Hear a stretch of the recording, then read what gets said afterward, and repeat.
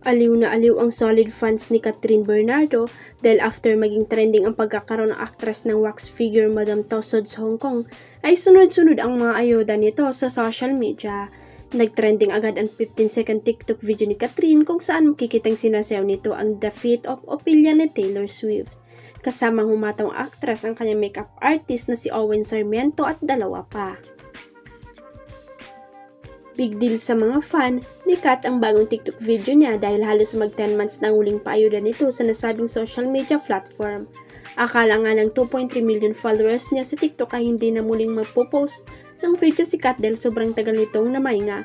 Actually, very visible nga si Kat nitong Webes sa online world dahil bukod sa TikTok dance video ay spotted din actress sa isang malaking pharmacist summit na ginanap sa Marquis Events Place sa BGC Taguig City. Pinagkaguluhan at napawaw nga ang mga dumalong pharmacist event na yun dahil may paabs pa si Kat nang bumungad sa kanila. Labas nga kasi ang tiyan ni Kat sa kanyang outfit. Samantala, sinasabing si Kat na ngayon ang matatawag na unvalid queen hanggang ngayon kasi ay marami pa rin ang nambabash sa kanya dahil sa sinasabing relasyon niya kay Mayor Mark Alcala pati ang patuloy na pananahimik niya sa may issue political at social relevant issue pero dit mga lang siya. May bago na namang napansin ang netizen na nagpalakas sa intrigang hiwalayan daw ni na Ellen Adarna at Derek Ramsey. Wala na raw kasi ang dating nakalagay na apilyadong Ramsey sa pangalan ni Girl sa kanyang Instagram at tanging Maria Elena Adarna na lang ang makikita rito.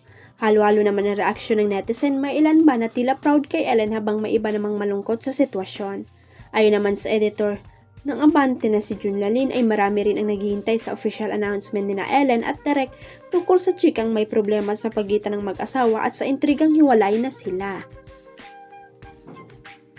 Sa ngayon wala pa namang denial pareho sina Ellen at Derek tungkol sa mga kumakalat na intriga.